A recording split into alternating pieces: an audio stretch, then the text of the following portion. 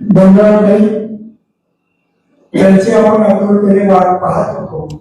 त्यांचं व्याख्यान आणि त्यांच्या कवितेचा आस्वाद आपल्याला घ्यायचा आहे. पहिली त्यांचा 2 मिनिटांमध्ये मी त्यांचा परिचय या ठिकाणी देणार आहे.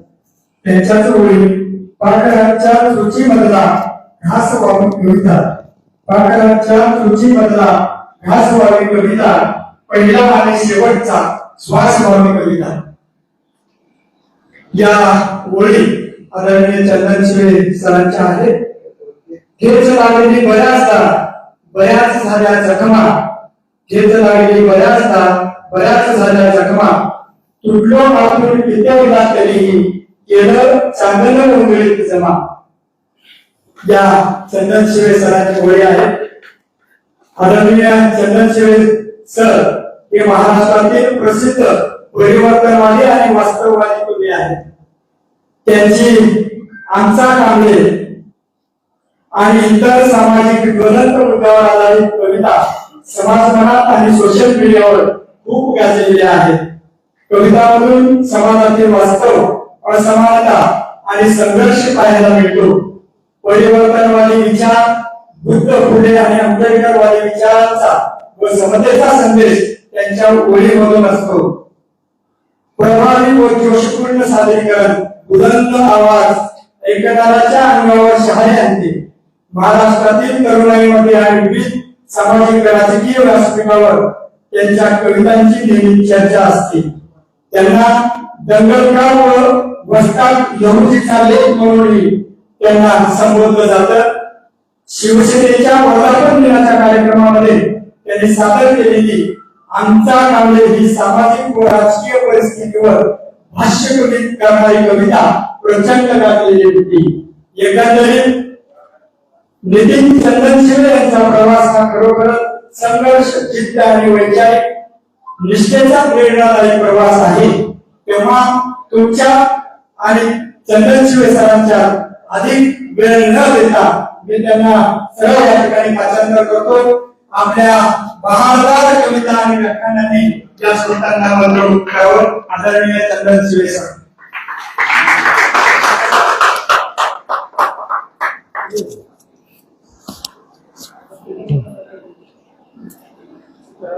वाजवा टाळ्या.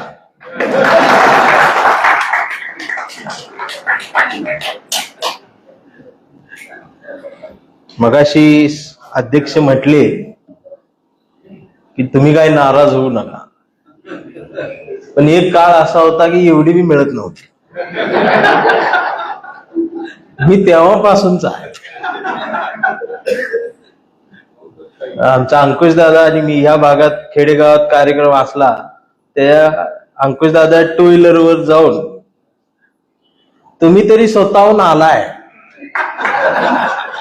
आम्ही गोळा करून आणत. एवढा पाऊस आहे आणि आपल्या चेहऱ्यावर अशी, आयोजकांच्या चेहऱ्यावर अशी नाराजी आहे. तर गंमत अशी आहे, इथं जर गौतमीताई आल्या असत्या, पूर आला असता तरी सुद्धा गर्दीचा महापूरच ओसरला असता.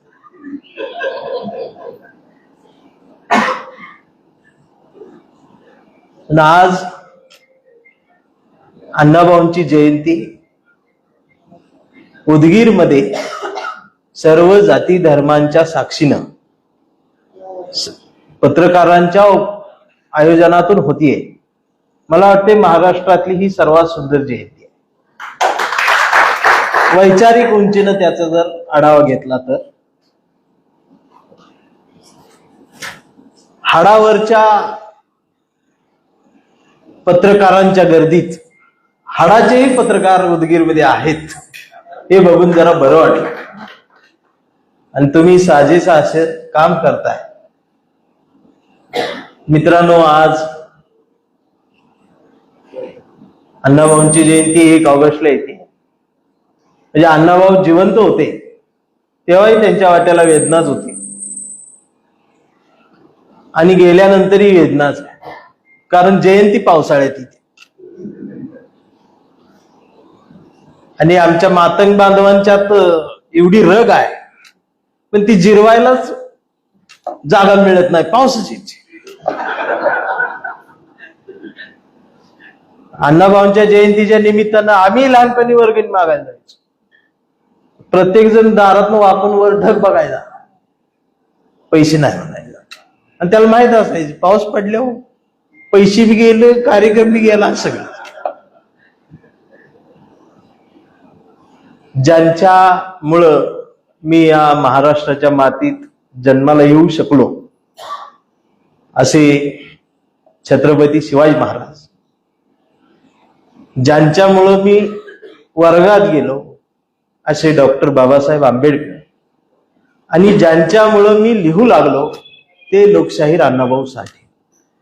आणि आज लोकशाहीर अण्णाभाऊ साठेंची जयंतीच्या निमित्तानं मी उभा आहे. मला माझा मागचा काळ आठवतोय सर. आज जरा कवितेवर थोडा अन्याय आणि विषय लेखकांचा आहे. मी 10वी नापास झालो होतो आणि माझा एकच विषय सुटला होता, इतिहास आणि भूगोल. दोन्ही मिळून 52 मार्काला पास असायचं.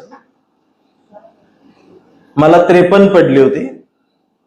बाकी सगळे मी 20च्या आत होतो आणि इंग्रजीला 34 होते.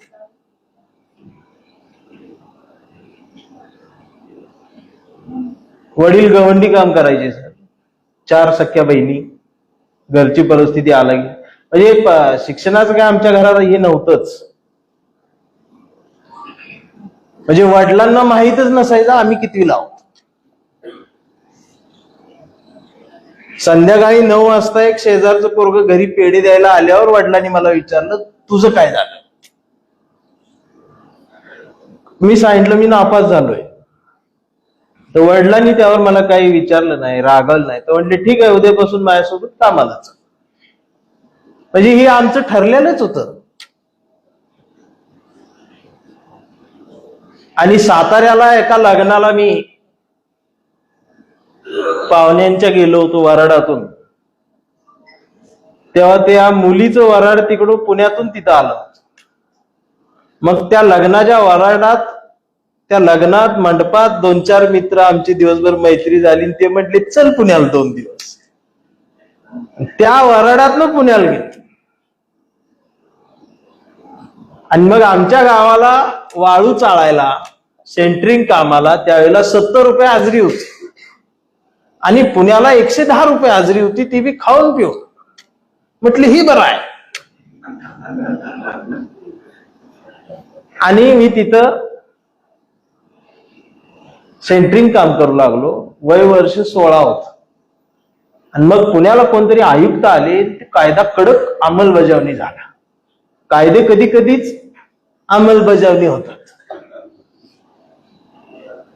आणि मग 18 वर्षाच्या आतील कामगारांना काम करताना दिसले तर ते सगळं रद्द केलं जायचं. आणि आम्हाला कामावर येऊ नका असं सांगितलं. मग माझ्याकडे पोट भरण्यासाठी काही राहिलं नाही. पण काम करू शकत नव्हतो, पण व्यवसाय करू शकत होतो. म्हणून मग भाजीपाल्याची हातगाडी हा एक व्यवसाय मला दिसला. आणि मग भाजीपाला विकत विकत त्या पुण्याच्या टिळक रस्त्यावरती दुपारचं मी थांबायचो, ऊन जास्त पडल्यावर. आणि मग बाजूला एक रद्दीवाला बसलेला असायचा, त्याच्याकडे जुनी पुस्तकं वगैरे ती विकत बसलेला असायचं. दररोज तिथं तासभर बसत होतो, पण कधी त्या पुस्तकांजवळ गेलोच नाही. आणि एक दिवस बसलेला असताना एक पुस्तक असं बाहेर आलेलं दिसलं, त्यावर अण्णाभाऊंचा फोटो होता. आणि मग मला आठवलं, म्हटलं ह्या माणसांची आम्ही जयंती साजरी करतो, पण कधी यांना असं पुस्तकात बघितलंच नाही. अध्यक्षांनी सांगितलं नाचा, आम्ही नाचलो. म्हटलं बघाव काय. आणि मग ते पुस्तक उघडलं. दुपारचे 1:30-2 वाजले असतील. जी वाचायला माझी सुरुवात झाली, संध्याकाळचा अंधार पडल्यानंतर दिसायचं बंद झाल्यावर माझ्या लक्षात आलं, जवळजवळ 6 तास मी इथं गुंतून पडतो. आणि कांदा, बटाटा, टमाटा, कोथिंबीर तशीच पडल्या. अण्णाभाऊंनी मला पकडून ठेवलं, तरी अण्णाभाऊंनी शांत बसू दिलं नाही. म्हणजे समोर चित्रपट सुरू आहे असं ती चित्रण दाखवणारा एवढा अफाट प्रतिभावंत असणारा लेखक माझ्या वाचनात दुसरा आला नाही. म्हणजे अण्णाभाऊंना वाचताना समोर आपण एखादं HD कॅमेऱ्यानं काढलेलं चित्र किंवा चित्रपट पाहतोय असाच भास होतो. आणि हे वाचून तुम्ही पहा, ज्यांनी वाचलं नसेल त्यांनी, जर तुम्हाला तसं चित्र नाही दिसलं किंवा तसा पिक्चर नाही दिसला तर समजून जा की आपण दरिद्री आहोत.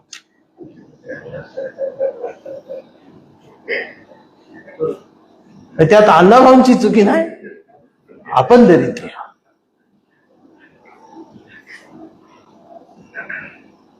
आणि मग वाचनाची आवड निर्माण झाली. त्यातून मग एक ओळ कवितेची लिहिता आली. मग सगळं जे मिळेल ते वाचायला लागलो. आणि अण्णाभाऊंचं साहित्य लोकशाहीर अण्णाभाऊसाठी.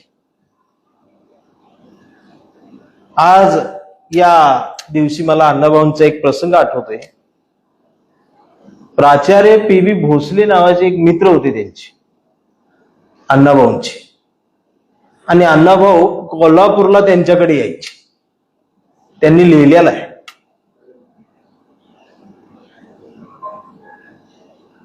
आणि अण्णाभाऊ साठे आणि भोसले सर कोल्हापूरमध्ये रस्त्यानं पायी फिरायचे. आणि एक दिवस मराठी साहित्यातल्या फार मोठ्या समीक्षिका देशपांडेबाई नावांच्या, त्यांनी मराठी साहित्यातल्या प्रत्येक लेखकांच्या साहित्य कृतीवर समीक्षक पर लेख ग्रंथ लिहिलेले होते. आणि त्यांचं तिथं पोस्टर लागलं होतं. आणि त्या दिवशी त्या तिथं कोल्हापुरात येणार होत्या. अण्णाभाऊ 2 मिनिटं ते पोस्टर बघत थांबले. प्राचार्य PB भोसले सर त्यांना सांगायला लागले की या मराठी साहित्यामधल्या फार मोठ्या समीक्षिका आहेत. तर अण्णाभाऊंच्या डोळ्यात पाणी होत. भोसले सर म्हटले, साठे सर पाणी का डोळ्यात? अण्णाभाऊ म्हटले, मी ओळखतो यांना, पण मला वाईट एवढं वाटतंय म्हटले की आजपर्यंत माझ्या एवढ्या कादंबऱ्या, एवढ्या कथा ज्या देशातल्या बाहेर जाऊन विदेशामध्ये अनुवादित रूपांतरित झाल्या दुसऱ्या भाषांमध्ये, पण या मॅडमना माझं एखादं पुस्तक दिसलं नसेल का? अण्णाभाऊंनी तेव्हा बोलून दाखवलेली खंत की मी आज अनुभवतेच आहे.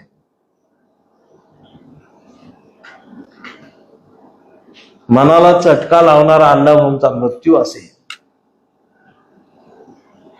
काळजाला घाव घालणारा अण्णाभाऊंचं जगणं असेल, आणि अजून तरी अण्णाभाऊंना महाराष्ट्रानं कुठं घेतलंय समज. साहित्यातल्या या प्रतिभावंत सूर्याचा खरा सन्मान रशियातल्या वास्कोच्या मातीत झाला. आता 1 ऑगस्टला दिसतील अण्णाभाऊ रथात आणि पुढे DJ, आणि त्यांच्यासाठी पाहिजे पाऊस. आज जसा पाऊस पडला त्या दिवशी पडल्यावर पर्वणी असेल आणि पावसात नाचता येतं.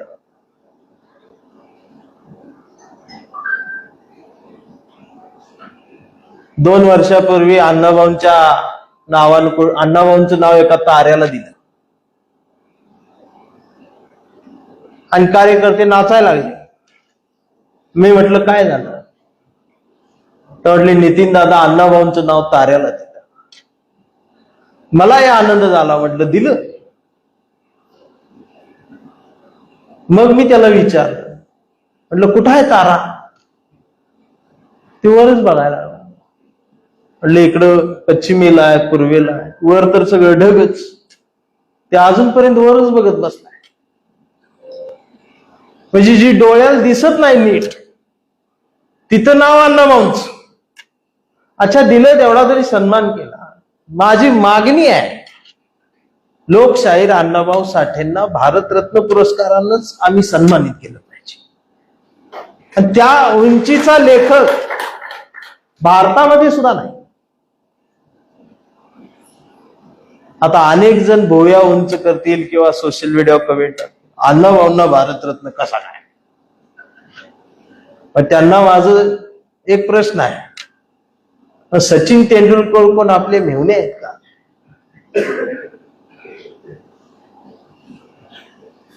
क्रिकेटच्या मैदानावर 100 रना काढणाऱ्याला भारतरत्न दिला जात असेल, तर इथं त्या धावांच्या शतकांपेक्षाही कितीतरी पुढचं लिहून जाणाऱ्या अण्णाभाऊंना भारतरत्न का नाही, हा माझा प्रश्न आहे.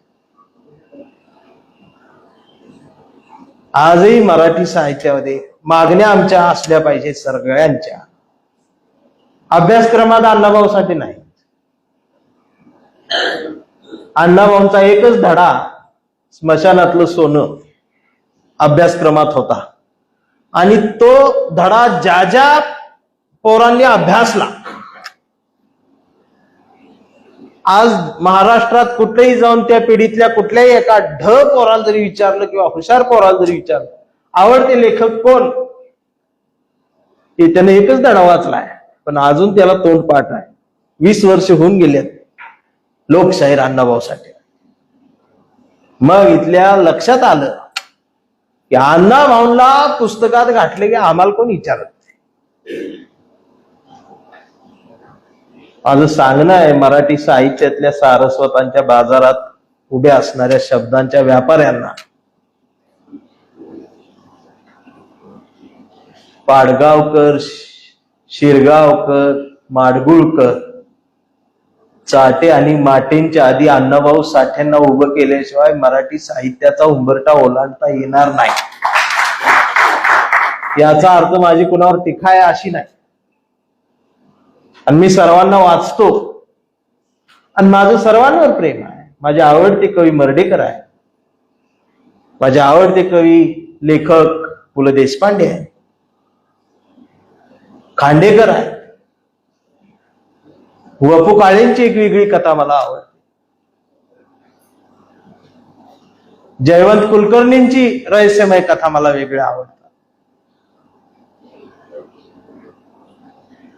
दांडेकरांचं ललित मला आवडतं. पण अण्णाभाऊ यापेक्षा वेगळे का? त्यांच्या समकालीन साहित्याचा अभ्यास केला तर लक्षात येतं त्यावेळेला असणाऱ्या लेखकांनी लिहिलेली उभी केलेली नायिका ही गॅलरीत बसून कॉफी घेतीये. अर्थात त्या काळात कॉफी पिणारी मुलगी होती. मॅक्सी घालून गॅलरीत कॉफीचा कप घेऊन वाफाळलेला त्या धुराचं चित्रण, त्या वाफेचं चित्रण, ती कॉफी, तिचे ओठ, तिचा चष्मा, तिचे घारे डोळे, हे चित्रण येतं. पण त्याच वेळेला उपाशी पोटानं इज्जत वाचवत पहाटेच्या अंधारात भाकरीसाठी संघर्ष करणारी नायिका अण्णाभाऊ त्यावेळेला उभी करतात. या दोन वेगवेगळ्या बाजू साहित्यातल्या आम्हाला बघायला मिळतात. अण्णाभाऊंनी माणसं जोडणारं साहित्य लिहिलं, अण्णाभाऊंनी मन जोडणारं साहित्य लिहिलं. स्त्री साहित्यिक अण्णाभाऊ हा एक वेगळा विषय असेल माझ्यावर. संवेदनशील मनाचा हा लेखक कितवीपर्यंत शिकला, किती दिवस शिकला हे महत्वाचं नाही. त्यानं लिहिलेलं अजून 150 पिढ्या तरी आम्हाला शिकता येणार नाही एवढं प्रचंड लिहून ठेवलं. प्रत्येक ओळीत अण्णाभाऊ पृथ्वीची उंची दाखवतात. फकीरा हा त्यांच्या लिखाणातला माइलस्टोन म्हणणार, दगड म्हणतात, खांडकीचा दगड. पृथ्वी ही शेष नागाच्या मस्तकावर तरलेली नसून ती श्रमिकांच्या तळहातावर तरलेली आहे. हे इतकं ठामपणानं विज्ञानवादी अण्णाभाऊ, मानवतावादी अण्णाभाऊ, त्या काळातले तुम्ही चित्रपट जरी बघितले किंवा कथा कादंबऱ्या जरी सर वाचल्यात तर बऱ्यापैकी गावगाड्यावरचा मराठा समाजाचा पाटील देशमुख हा लेखकांनी खलनायक म्हणूनच उभा केला. चित्रपटांमध्ये सुद्धा पाटील असाच विषा पेळणारा, बाई वाड्यावर या, तमाशाच्या फडात फेटाव दाळणारा किंवा एखाद्या नायिकेवरती अब्रूला हात घालणारा पाटील चित्रपटांमधून साहित्यांमधून उभा केला जात होता. त्या काळात अण्णाभाऊ आमच्या महारामांगांच्या लेकी बाळींची आबरू वाचवणारा सत्तू भोसले उभा करतात. आमच्या वारणेचा वाघ. आणि अजूनही जुन्या म्हाताऱ्या बायका ज्यांनी अण्णाभाऊंना बघितलं, वाचलं, त्या सत्तू भोसलेच्या कथा वारणेच्या खोऱ्यात आजही म्हाताऱ्या बायका सांगतात. अण्णाभाऊंचे हे वेगळेपण आहे. रशियाला गेलेले अण्णाभाऊ खर तर या महाराष्ट्रात दोन तुकाराम खऱ्या अर्थानं मराठी साहित्यामध्ये मला दिसतात. एका तुकारामानं अभंग लिहिला आणि मराठी मनाला जाग करण्याचा प्रयत्न केला, तर दुसऱ्या तुकारामानं कथा लिहिली, कादंबरी लिहिली, शाहिरी लिहिली आणि मराठी मन जाग ठेवण्याचा प्रयत्न केला. पहिल्या तुकारामानं हातात टाळ घेऊन समाज जागवण्याचं काम केलं, तर दुसऱ्यानं डफावर थाप बडवून संयुक्त महाराष्ट्राच्या चळवळीला हात मारला. त्यातले पहिला तुकाराम म्हणजे संत तुकाराम, दुसरा तुकाराम म्हणजे तुकाराम भाऊ साठे, लोकशाहीर अण्णाभाऊ साठे. आज गुरुपौर्णिमा आहे आणि ह्या सगळ्या विचारधारेचा झरा जर आम्ही शोधत शोधत गेलो तर याचा उगम मला आलमप्रभूंजवळ सापडतो. आणि मग तिथून बसवेश्वरांच्या ओंजळीनं ही सगळं मानवतेचं पाणी या भारतामध्ये वाहत आलेला आहे. त्यातला एक निखळ सुंदर झरा म्हणजे अण्णाभाऊंचं साहित्य. त्यातली एक वाहणारी नदी बाबासाहेब आहे. त्यातला एक सुंदरपणानं धबधबणारा कोसळणारा म्हणजे छत्रपती शिवाजी महाराज. हे आमचे महापुरुष आहेत. पण आमचं झालंय काय, आम्ही हिसकावून घेतले. म्हणजे अण्णाभाऊ माझे, बाबासाहेब आमचे. कधी कधी तर एक जण असं होतं की माझ्या रक्तात छत्रपती शिवाजी महाराज आहे, माझ्या रक्तात बाबासाहेब आहे, माझ्या रक्तात अण्णाभाऊ आहे. जीभ बाहेर काढून ओरडतात. मी हळूच बाजूला जाऊन म्हणतो, रक्तात तांबड्या पेशी पांढऱ्या पेशी असतात आणि जास्त लाडू चहा झाला असला तर शुगर सापडत. दुर्बीन मधनं बघितल्यावर ते दिसत. असं म्हणल्यावर मारत्यात, मग काळा पडतो.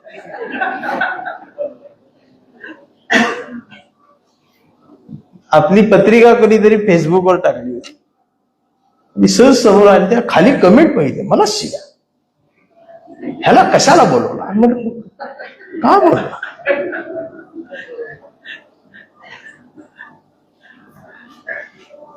मला सगळीच बोलवते ती, कारण मी माणसं जोडते. हा इकडे तिकडे होते, एकदा तुटते, पण ती जात तुटते, माणूस नाही तुटत. जाती धर्मापलीकडे जाऊन बघा. काय त्या फेसबुकवर परवा छत्रपती राजश्री शाहू महाराजांची जयंती होती साहेब, कुणीतरी लेख लिहिला होता छान, आणि त्या लेखामध्ये ते आला उल्लेख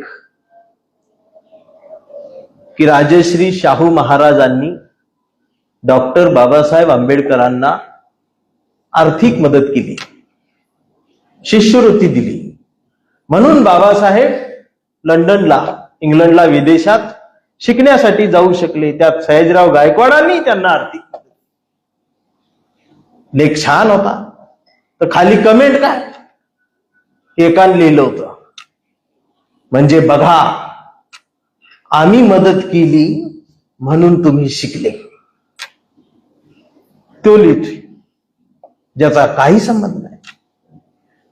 आणि त्याला खाली रिप्लाय दिलाय एका, आमची तेवढी लायकी होती म्हणून तुम्ही आम्हाला मदत केली. हे बोलतायत कुणावर?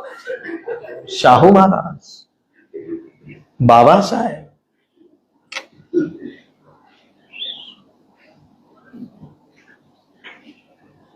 गेली 10 वर्ष या धंद्यात आहे.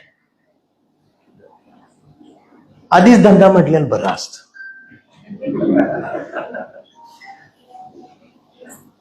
खूप प्रयत्न केला कसाब सर जात लपवून ठेवण्याचा, पण शोधलीच. आणि ऑगस्ट महिना फुल बुकिंग झाला. मग म्हणला मातंग समाज हो आपलाच आहे.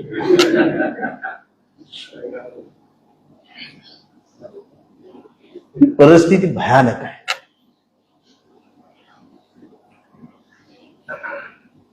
त्यांना कुठली जात आहे? जग बदल घालूनी खाव मज सांगून गेले भीमराव अण्णाभाऊ साठे. छत्रपती शिवाजी महाराजांचा पोवाडा विदेशात म्हणणारे अण्णाभाऊ साठे. आणि आता आमचे अण्णाभाऊ, आमचे अण्णाभाऊ, आमचे लवजी वस्ताद, आमचे. मी तर म्हणतोय एक कायदा करायला पाहिजे. असा जर एखादा बौद्ध बांधव आमचा म्हणाला बाबासाहेब आमचेच, उचला.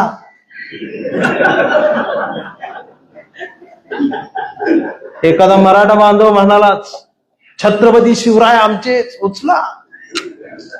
आणि मातंग जर म्हणला अण्णाभाऊ लहुजी वस्ताद आमचेच, उचला. जामीनच नाही. अंडा सेल डायरेक्ट त्याला सूर्य दिसू द्यायचा.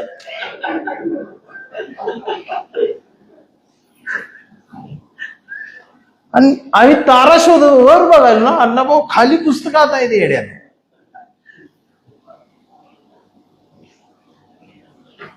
प्रतिभेचं देणं लाभतं 10 मध्ये एखाद्याला, पण हे लाखात एक आहे.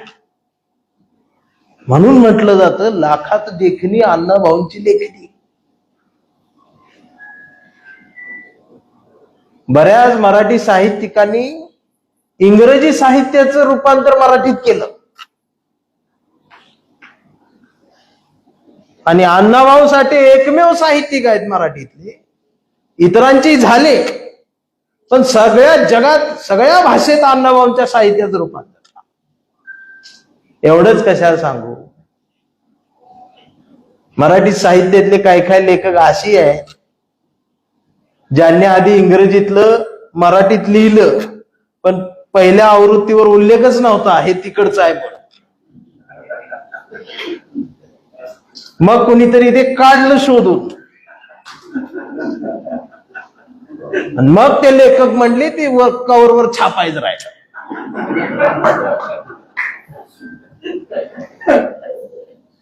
हे घटना आहेत खऱ्या. अण्णाभाऊ जे जगले तेच लिहिलं. वाऱ्याच्या पाठीवर स्वार होऊन फकीरा निघाला. वाक्यात दम किती आहे.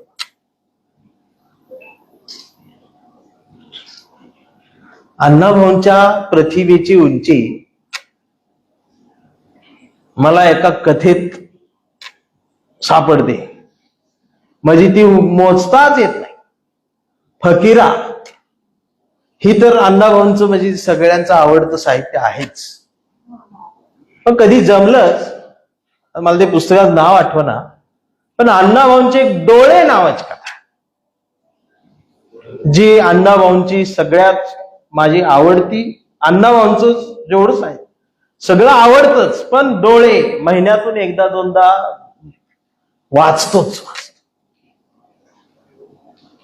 एखाद्या मुलीच्या डोळ्याचं वर्णन कशा शब्दात करावं आणि ती मुलगी कशी उभी करावी.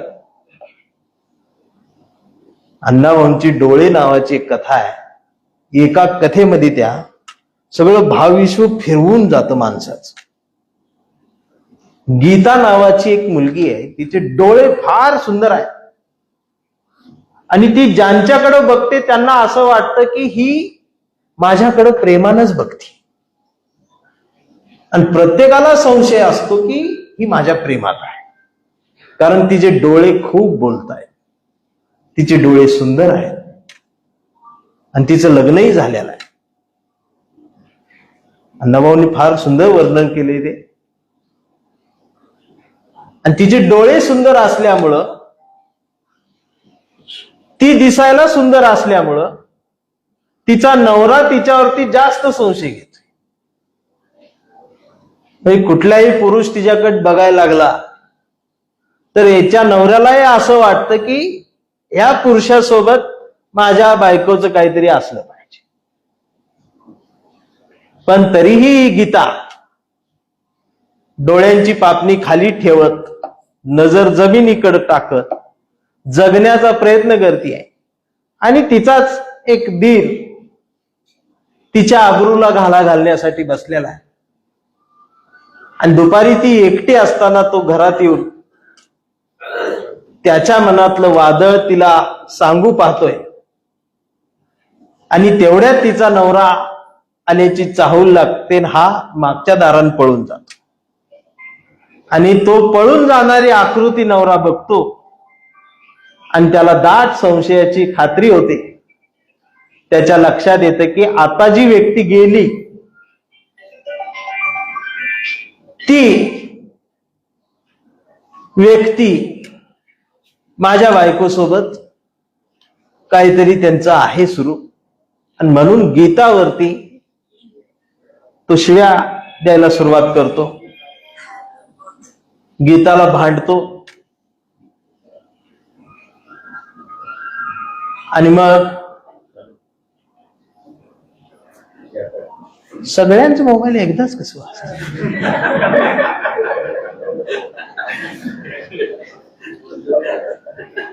ते लोक म्हणतील नेहमीपेक्षा चंदनशिवाय वेगळंच चाललं. बरं चाललंय ना, माझ्यात बी काहीतरी आहे ही दाखवू दे लोकांना. नाही लोक म्हणतील तीच कविता म्हणते ती काय तर आहे दुसरी. मग ती गीता पदर पसरून सांगते की मी पवित्र आहे, माझ्या अंगाला कुणी हात लावलेला नाही, तुझ्याशिवाय माझं शरीर कुणी पाहिलेलं नाही. पण तो ऐकत नाही. आणि मग विशाळगडला त्या काळात एक प्रथा होती, ती आतापर्यंत होती, आता बंद झाली. तिथे एक पुजारी बसायचा, कढई असायची, तेल उकळलं असायचं त्यामध्ये, आणि तिथं खरं खोटं करायची पद्धत होती. तो म्हणाला देवबाबाकडे चल, तिथं खरं खोटं करू. गीताचा यावरती विश्वास नव्हता. तो तिला तिथे घेऊन गेला आणि ते नियम असा होता की तुम्ही जर खरे असाल हात तेलात टाकायचा, खरे असाल तर हात भाजणार नाही, तुम्ही जर खोटं बोलत असाल तर हात भाजणार. आणि आजपर्यंत त्या कढईतनं कोणाचाच हात नीट वर आला नव्हता.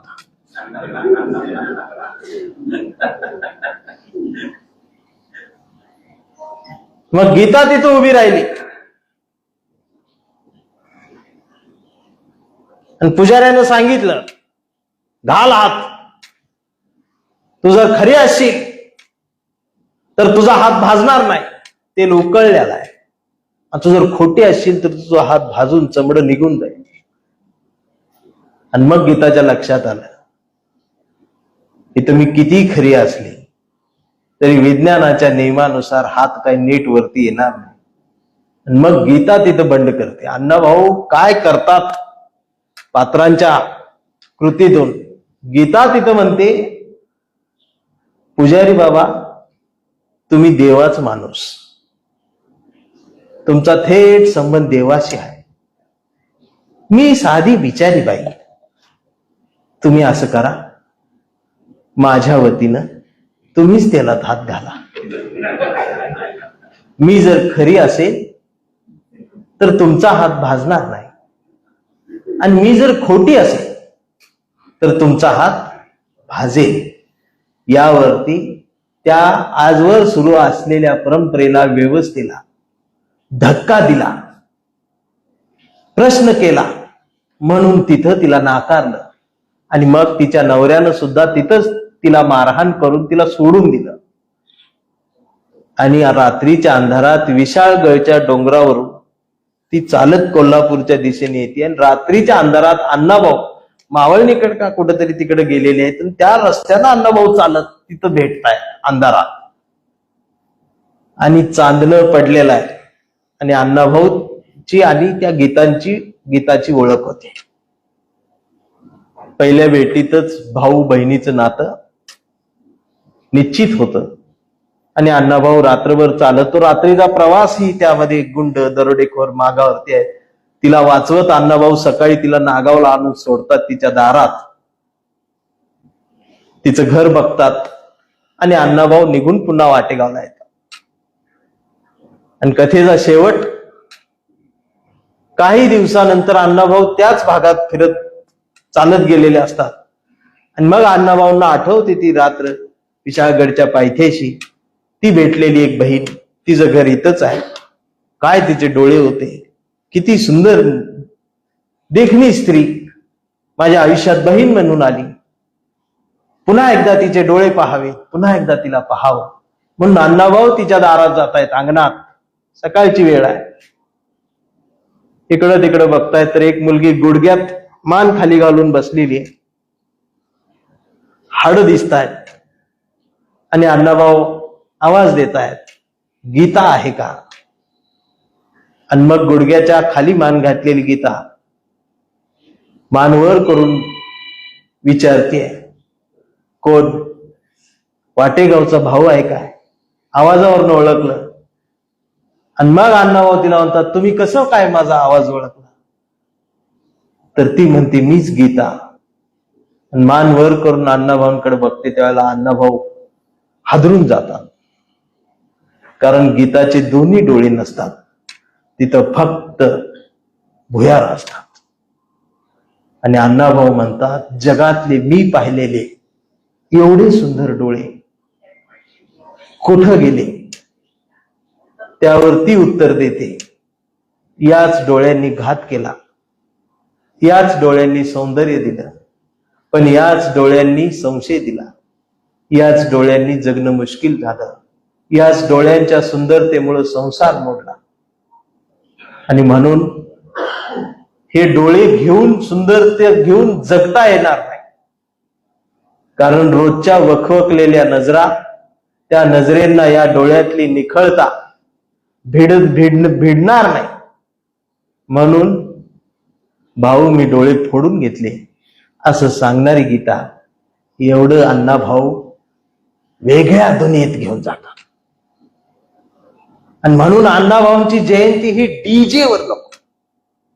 अण्णाभाऊंची जयंती ही महाराष्ट्राच्या सरकारनं, या देशातल्या शासनानं साहित्याचा सप्ताह म्हणून फार मोठ्या प्रमाणात साजरी केली पाहिजे.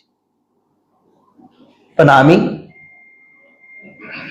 या जातीचा लेखक, या जातीचा महापुरुष म्हणून अडकावून ठेवलं.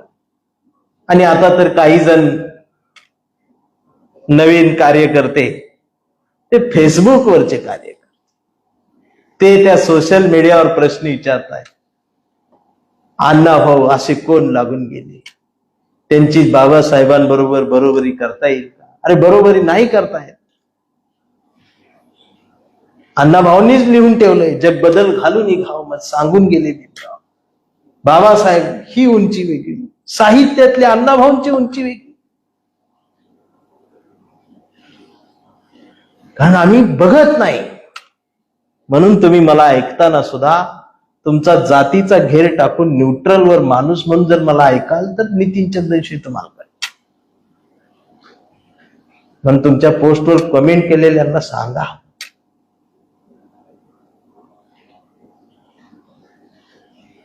देश स्वातंत्र्य होऊन किती वर्ष झाली आणि आम्ही अजून बी भाकरीसाठी संघर्ष सुरू आहे.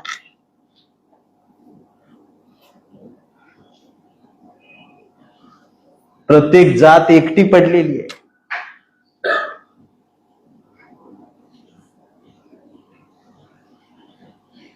मला वाटतंय सरकारी सेवेत, नोकरीत, पेन्शनवर असणारी तुमच्यातली बसलेली ही शेवटची पिढी आहे. आता काही नोकऱ्या नाहीत. आणि कितीही काही झालं तर आपली पोरं डॉक्टर होतील. 20 लाख रुपये फी आहे वेगळ्या बॅचची, फक्त त्यातनच डॉक्टर होते.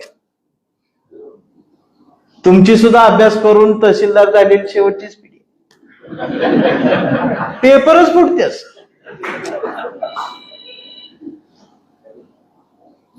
ते पेपर दरवर्षी फुटत होत, आम्हाला आता कळलं. आणि या वर्षी पेपर नीट फुटला नाही. आधी नीट फुटत होते, या वर्षी नीट म्हणून कळलं.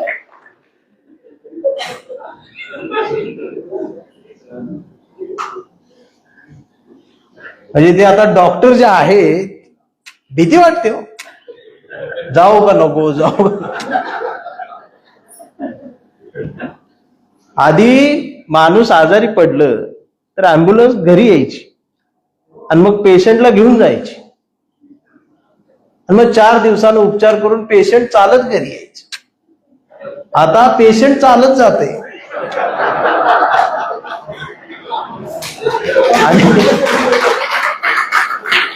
अँब्युलन्स त्याला सोडायला येते, नाकास कापूस घालून.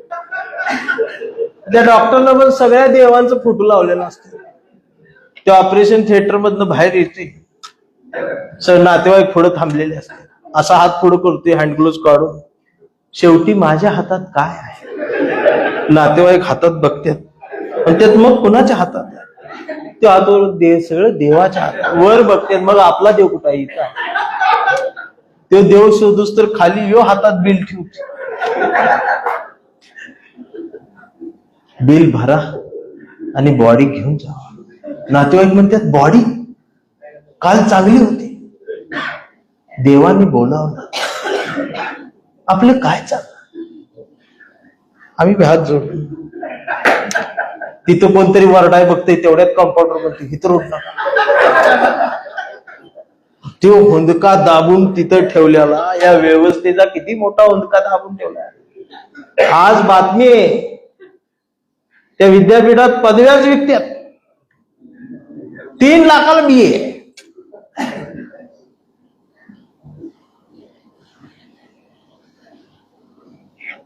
कसं होणार?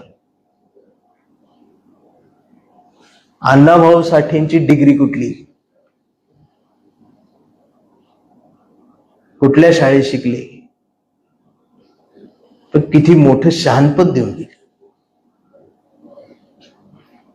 आज आमचं तेच झालंय, आमचं शहाणपणच कमी पडते. म्हणजे शिक्षणासोबत ही वाचन साहित्य का महत्वाचं आहे? कारण ही सगळी नुसती मार्कांसाठी अभ्यास करून डॉक्टर, कलेक्टर, इंजिनियर, वकील, तहसीलदार वगैरे झाले. अशा कार्यक्रमाला तहसीलदार कधीच येत नाहीत आवर्जून, पत्रिकेत नाव नसताना सुद्धा. तुम्ही कसं आला एवढ्या पावसात? शहाणपण आहे. कारण तहसीलदार माणसाची ड्युटी खरी 6 नंतर सुरू होती. तुम्ही आज येताय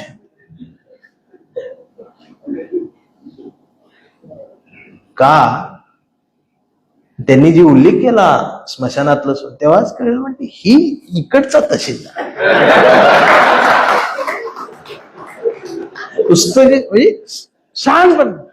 नाहीतर मग त्या खरातकड कोण गेले? डॉक्टर, इंजिनियर, वकील, न्यायाधीश, इन्स्पेक्टर गेले.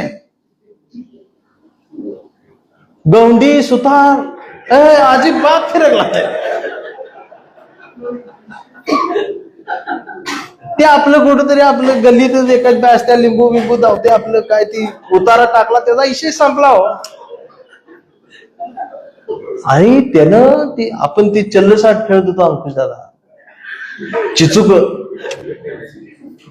अर्धा करून पांढरं काळ ते 4 चौकोन टाकून चल्लसाट 4 जण आम्ही बहिणी अखंड चिचुका नाही तो अर्धा तुकडा 3.5 लाखाला ऐकलाय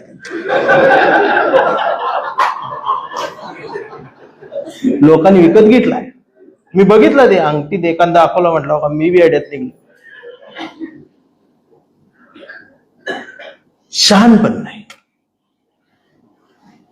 फक्त अण्णाभाऊंचं साहित्य वाचा असं नाही. आमचं मराठी साहित्य फार समृद्ध करणारं साहित्य. अजून पण आमच्या बऱ्याच पिढ्यांना आलम प्रभू हे नावही माहित.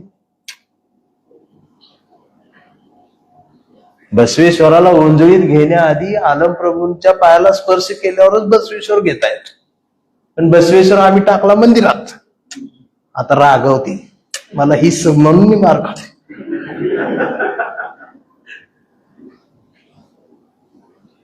संत बसवेश्वर ती तिकडं आम्ही बंदिस्त केलं. तेव्हाची क्रांती आहे ती. 2026 मध्ये 3.5 लाखाला चिचुका ऐकत घेतला. म्हणून आम्हाला तुकाराम महाराजांचं ज्ञानेश्वर महाराजांचा बोट धरणं गरजेचं आहे. पण आम्ही यांचं बोट सोडून बागेश्वर बाबाच दरबार धरते. मग बागेश्वर बाबाच दरबार धरलाय खराच बोट तोडतो. मला कधी कधी खरंच कसं वाटतं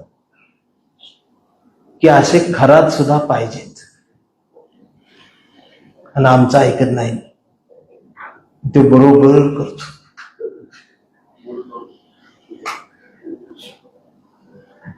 आणि तो काय घरी येत नाही त्याच्याकडे जाते.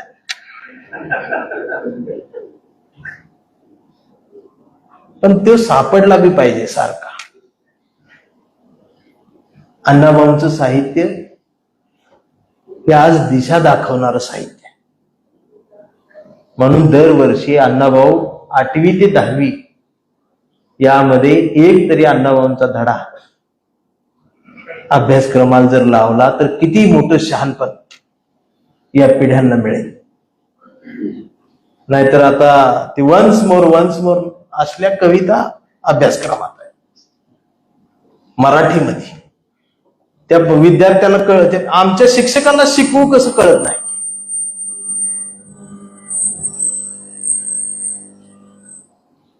हे असं आहे. ही सिस्टीम तयार झालेली आहे. जरा विरोधात आला की काही न करता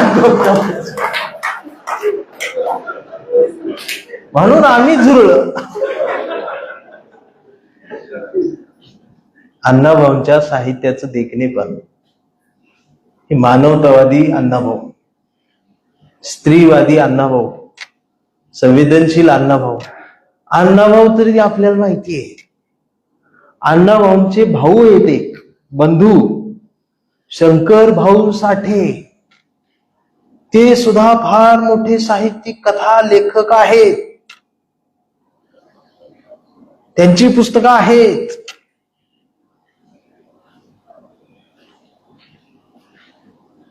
हे अजून अण्णाभाऊ पर्यंत पोहोचलो नाही तर तिथे कधी पोहोचणार.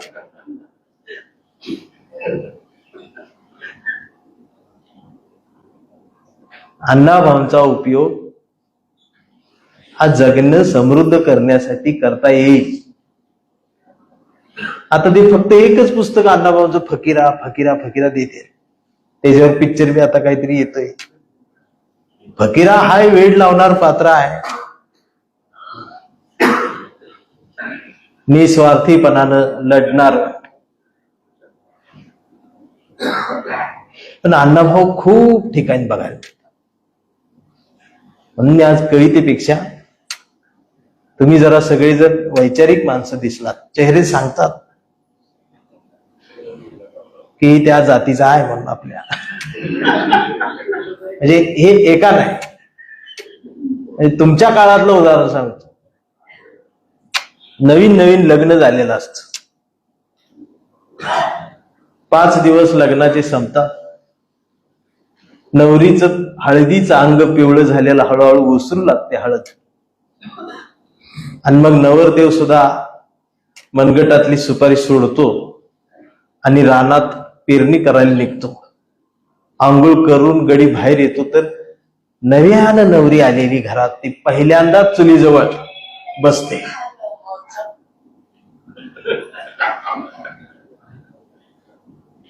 आणि पहिल्यांदा चुलीजवळ बसल्यानंतर हा मिशीला पेळ देत नव्या नवरीकडे बघतो.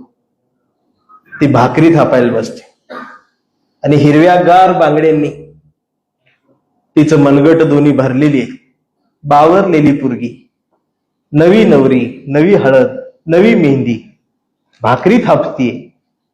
आणि भाकरी थापता थापता तिच्या मनगटातला एका काकणाचा वन भाकरीवर उमटतो, आणि भाकरीवर वन उमटतो तसाच वनासहित भाकरी तव्यात येते.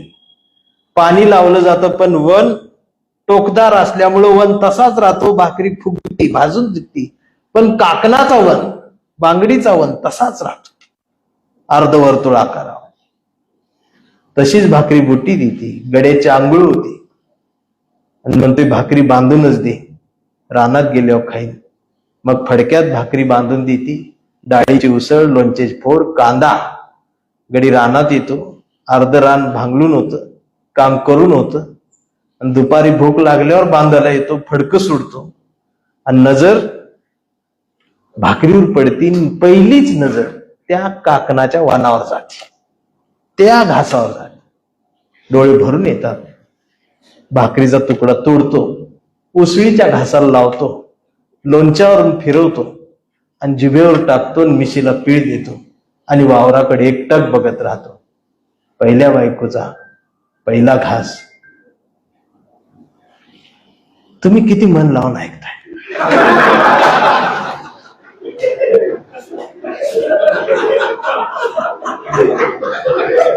हे जगण्याचं साहित्य. याला ह्याच्यात काही नव्हतं, मी सांगत बसलो, तुम्ही ऐकत बसला. त्याला म्हणतात हायजॅक करणं, आणि सध्या अख्खा देश असाच हायजॅक केला.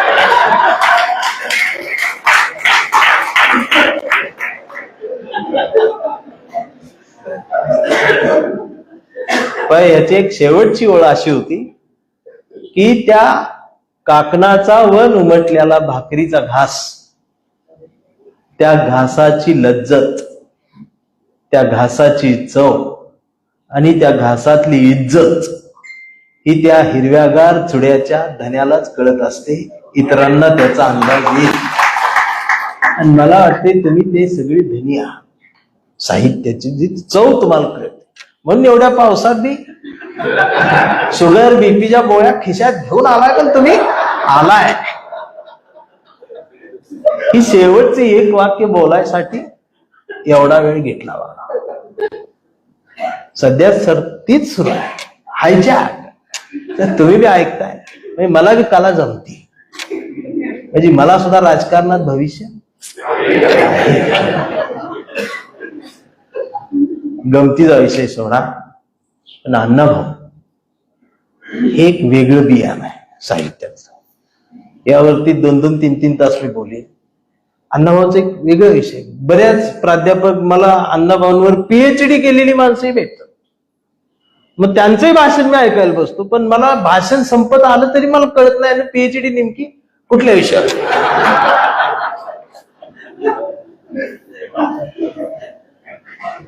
म्हणजे वाटेगावला जन्म झाला, मुंबईचा प्रवास, चिराग नगरची भूत, इरेन गाडव खाल्लं, नरसू, ह्याच्या पलीकड पण अण्णाभाऊ हे काय काय आहे. आणि मला तर असं वाटतंय की अण्णाभाऊंचं बरंच साहित्य छापलं गेलं नसावं, ते चोरीलाच गेलेलं असावं. कारण अनेक पुस्तकं ज्या वेळेला समोर येतात त्यावेळेला कुठंतरी लिंक लागत राहते की अण्णाभाऊच आहे, ही त्यांनी घेतलेला आहे त्या काळात. ही यातली खोली ज्याला कळती त्याला कळलं, ही पोचली असं ती म्हणल मला, ह्यो पोचलाय तिथं.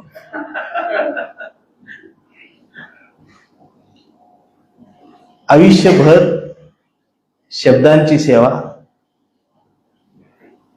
महाराष्ट्राची चळवळ, संयुक्त महाराष्ट्राची चळवळ, कॉम्रेड अण्णाभाऊ हा एक वेगळा विषय, अण्णाभाऊंच्या आयुष्याची सायंकाळ हा एक वेगळा विषय,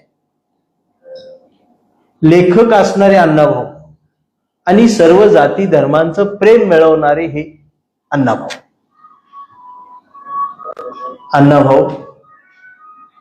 अण्णाभाऊंचं साहित्याचं वेगळेपण अधोरेखित करताना अण्णाभाऊ साठेंची एक वेगळी दुनिया, पण ती वेगळी नसते, ती आमच्या जगण्याची कुठली तरी गोष्ट सांगते आणि ती आजही आम्हाला आमची वाटते.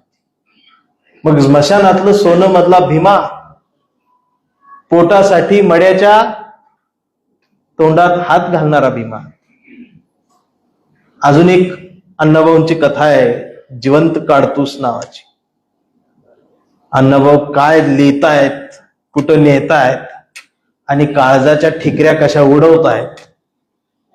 2 भाऊ आहेत आणि 2 भावांच्या बायका सख्या बहिणी, सख्या जावा आहेत आणि चौघे खाणकाम करायचं, गुरासारखं काम करतायत खाणीत. दिवसभर राबतायत, संध्याकाळी ते पाल टाकले तिथं झोपतायत आणि अधून मधून मटण, थोडीफार दारू चौघही घेतायत. आणि मग एक दिवस ठेकेदार जास्त दारू, जास्त मटण देते आणि मग संध्याकाळी दारू पिऊन मटण खाऊन चौघच्या चौघ झोपतात. नशा वाढते आणि रात्र गडद होत जाते. तशी त्या रात्रीच्या अंधारात ह्या चौघांकडून एक चूक होते. थोरल्याची बायको धाकट्याजवळ आणि धाकट्याची बायको थोरल्याजवळ जाते. अंधारात आणि नशेत काहीच कळत नाही आणि सकाळचा सूर्य उगवतो, पहिलं किरण ह्या पालावर पडतं झोपडीवर आणि मग लक्षात येतं उजेडात रात्री घडलेलं सत्य, नशेत अंधारात घडलेलं पाप.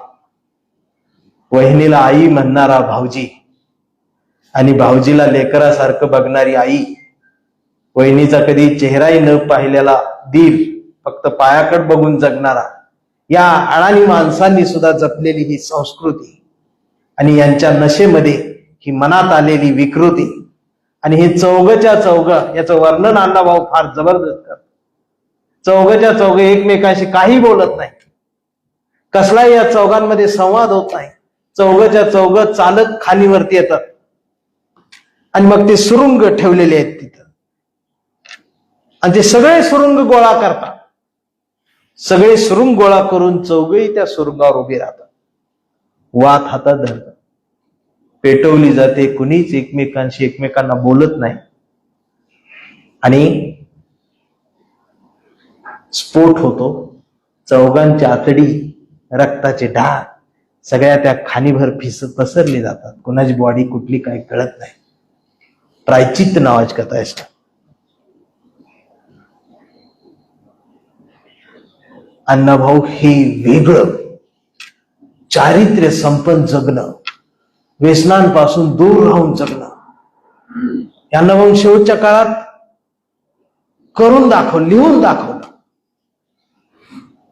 या लेवलला कुठला लेखक गेलेला मला दिसत. मी खरं सांगू, आमच्या अण्णाभाऊ साठेंना जर त्या काळात इंग्रजी भाषेची खिडकी उघडी झाली असती तर शेक्सपियरला सुद्धा मांडीवर झोपवण्याची ताकद असणारा हा एकमेव साहित्य.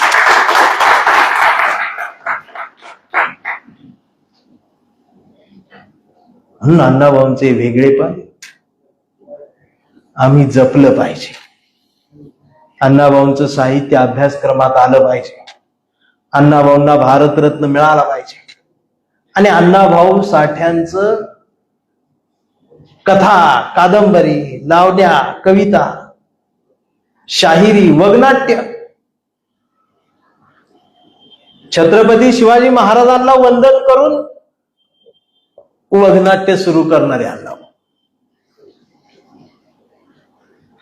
छत्रपती शिवाजी महाराजांचा पहिला जय जयकार जर मोठ्या प्रमाणात कुणी सुरुवात केली, अण्णाभाऊंनी केली. ती सुद्धा धाडसानं केली. अण्णाभाऊंनी या जातीच्या अपेष्टेखाली या वनव्यामध्ये खूप भोगलेला आहे. बाप माती विकायचा, म्हणजे झाडांना कुंड्यांना लागणारी मुंबईतली माती अण्णाभाऊंचे वडील विकायचे. या माणसानं शब्दांशी कशी ओळख केली असेल? बरं, ओळख नाही झाली, शब्द या माणसाचे गुलाम झाले. हे अण्णाभाऊ साठे. म्हणून आमच्या पुढच्या पिढ्यांना, आत्ताच्या या झेनजीला सुद्धा आम्ही अण्णाभाऊ दिले पाहिजे. भाषा बदलत चाललेल्या झेनजीला संवेदनाची भाषा, ममतेची भाषा, मातृत्वाची भाषा आम्ही दिली पाहिजे. शहाणपणाचा गोडवा आम्ही जपला पाहिजे. आमचं सगळ्यात मोठं नुकसान काय झालं असेल तर आमच्या जातं गेलं, पण जातं जाताना नुसतं जातं गेलेलं नाही, तर जात्यासोबत ओव्या गेलेल्या, आणि ओव्यासोबत आजीची मांडी गेलेली. आता कुणी कुठला पुरुष बायको जवळ जाऊन स्वतःची चूक झाली म्हणून बायकोच्या मांडीवर डोकं ठेवून रडत नाही. चार चौघात त्याला रडायची लाज वाटते, कारण रडलो तर समाज मला भित्रा म्हणेल, बांडगुळ म्हणेल. म्हणून माणूस आता रडायचं विसरून गेला. आणि पहिल्यासारखं आता मुली सुद्धा नांदायला जाताना रडताना दिसत नाही, त्या नाचतच रील काढते ते.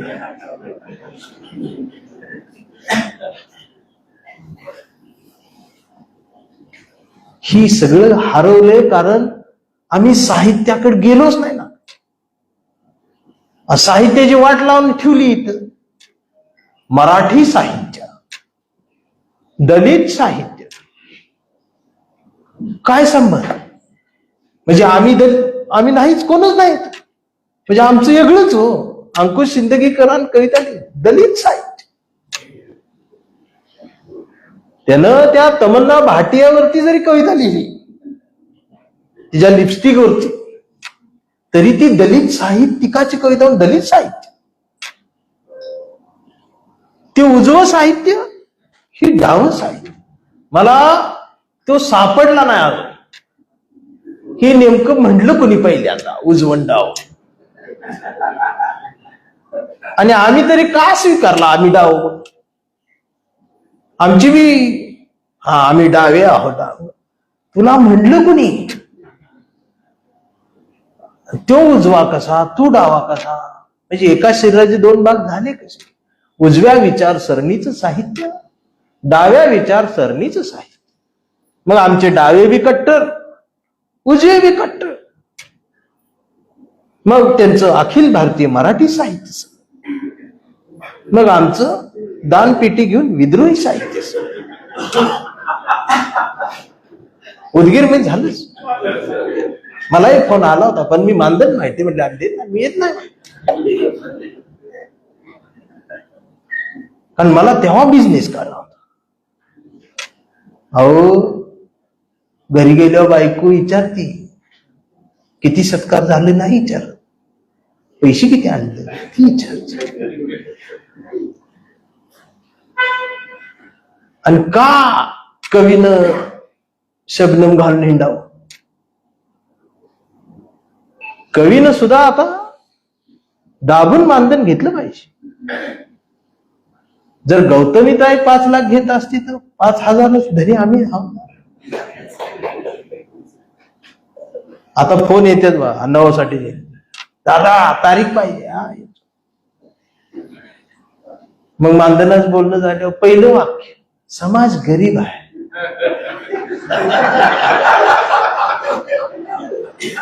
असं आमचं काय आतडं भरून येत. मी म्हणतो अण्णाभाऊंसाठी चला, अण्णाभाऊ पेरो, बाबासाहेब सांगो, माणसं जोड. मी जातो, बोलतो, तळमळीन बोलतो,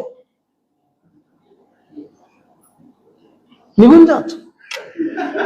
आणि दुसऱ्या दिवशी त्याच्या स्टेटसला बघितल्यावर कळत समाजानं 8 लाखाचा डीजे आणला होता, मला 8,000च हुंडा.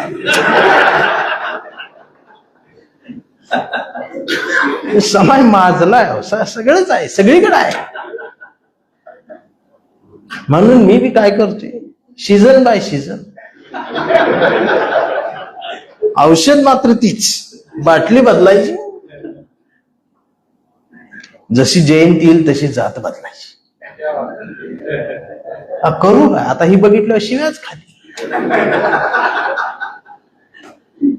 ती मी गोधडीत झोपून, सिस्टीम बदलली पाहिजे. अयो झोपलाय गोधडीत, पाऊस बाहेर, थंडी वाजते त्याला, आणि तो फेसबुकवर काय लिहिले, सिस्टीम बदलली पाहिजे. कुठं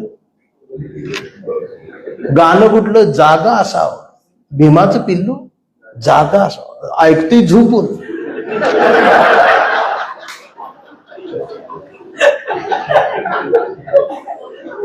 असं बोलल्यावर मला मारती.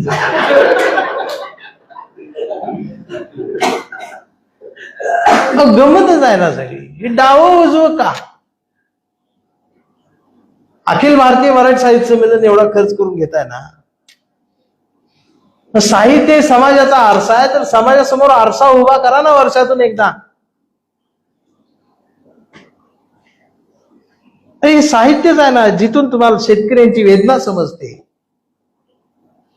जिथून तुम्हाला शिक्षणात काय सुरू आहे ते समजते, तुम्हाला येणाऱ्या 20 वर्षानंतर काय उगवेल आणि त्यासाठी काय आज पेरावं लागेल, हे साहित्यच देत ना. इथे कोण नसत. 50 कवी आमंत्रित असतात, बरोबर सर. कवीची कविता कवीच ऐकतो.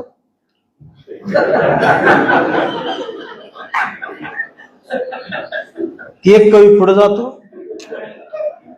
खाली 49 राहते, तो कविता म्हणतो, इकडनं ट्रॉफी पाकिट मिळालं, तो घेऊन जातो, राहिले 49, मग वरती दुसरा येतो, खाली 48, मग 47, शेवटी एकच इथून. आणि त्याला ती मायकवाला मंडपवाला म्हणती लवकर आव.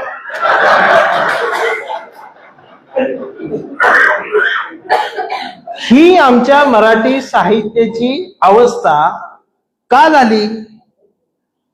कारण आम्ही ओरिजिनल साहित्यिक लेखकांना आम्ही पुढे आणलंच नाही. आम्ही बिनकामी साहित्यिक महाराष्ट्राच्या माथ्यावर मारले. हारो बाय मान. तुम्ही दरवर्षी अण्णाभाऊ साठे ठेवा पुस्तकांमध्ये, आणि फक्त अण्णाभाऊ साठेंचा फक्त बारका फोटो साहित्य संमेलना पत्रिकेवर छापा, आता महाराष्ट्र येते तिथे. वामनदादा कर्डक आहे, आमचे शंकर पाटील आहे, सुरेश भट. आता तुम्ही म्हणशील हे तिकडे कुठे गेला. हे त्यांचं जसं झालं तसं आमच्याही चुका आहे. आमच्यातल्या एखाद्या साहित्यिकाला जरा तिकडचं पण, आम्ही वरण भात वालं वाचत नाही म्हणूनच तुला घेत नाही तिथे.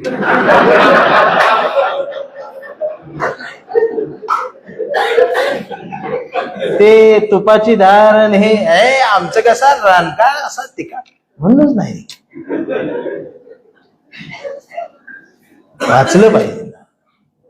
एकमेकांचा आदर सन्मान. दरवर्षी त्या अध्यक्षपदावरनं भांडण मराठी साहित्यात, म्हणून ती निवडणूकच बंद केली.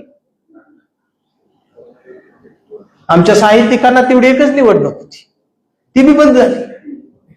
डायरेक्ट पेपरातच कळतोय ह्यो अध्यक्ष आहे. मग त्याचं अध्यक्षपद घालवायला दुसरं साहित्यिक त्याचं साहित्य काढत्यात, ह्यानं चुकीचं काय लिहिलंय का, आणि मग त्याचं 25 वर्षापूर्वीच एखादं वाक्य धरती ती आणि म्हणते ती ह्याला अध्यक्ष पदाचा बसण्याचा अजिबात अधिकार नाही. असा आनंद यादवांना आम्ही घरी बसवलं. आता ही उद्या व्हायरल होते बा.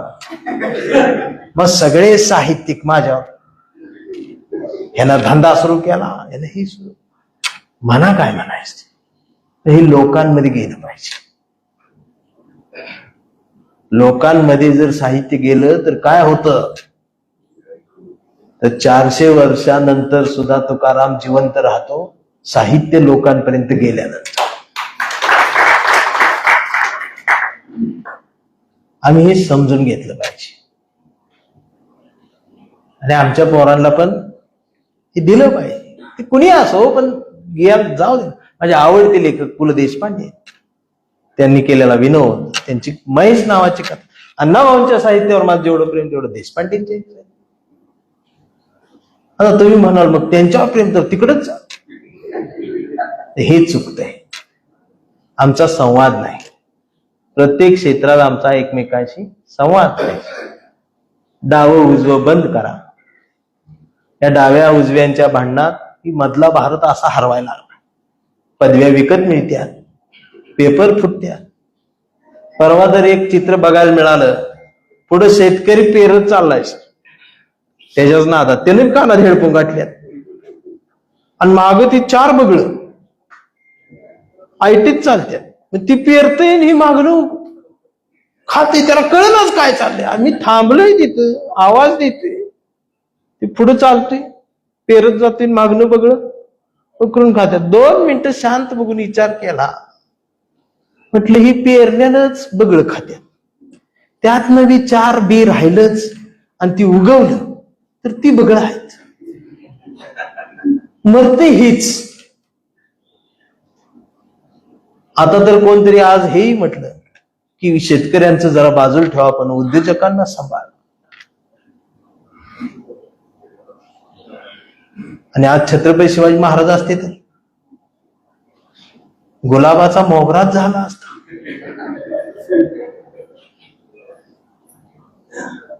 ही साहित्याची भाषा आहे. म्हणून साहित्यिकानं सत्याच्या बाजूने उभं राहिलं पाहिजे. संवादाच्या प्रदेशात उभं राहून माणसं जोडली पाहिजे. आज हे सगळं विखुरताना माझ्यासारख्याला वेदना होता. जातीच्या आरक्षणाच्या नावाखाली माणसं विभागली जात आहेत, पण तुमच्या हे लक्षात येत नाही की आम्ही एकटं पडत चाललो. मातंग समाज, जगातल्या सगळ्या कला एका जातीत असलेली ही जात आहे. वाजवायचं मांगान, गाणं गायचं मांगान, नाचायचं मांगान, कापायचं तोडायचं मांगानच. आणि मांग मार्केटमध्ये कुठंच नाही. किरसुनी, काटवट, सगळ्या बिझनेसच नाही ना आमच्या. म्हणून मला कधी कधी वाटतं की कसबे, वायदंडे, ठोंबरे, देवकुळे यांच्या बी घरावर ईडीची इन्कम टॅक्सची धाड पडली पाहिजे. कांबळे, वाघमारे, 80,000 कोटींचा घोटाळा, देवकुळे, कांबळे अटक, बौद्धवाडा, मांगवाडा आज बंद. मला ती बातमी वाचायला बरं वाटत. काय घोटाळा केला आमच्या दोघांनी मिळून घोटाळा. हा तर आमचा घोटाळा कुठं? जयंतीच्या वर्गणीत मार 100, मार 200. आणि त्याच्यावर वर्षभर खुश, मी 200 मारलं. आणि एकत्रित राहो. मला सांगा, महाराष्ट्रातल्या मी विचार करतो सर, प्रत्येक जातीला आमच्या महापुरुष आहे. मारवाड्यांचा कुठला आहे? त्यांचा फक्त धंदाच आहे.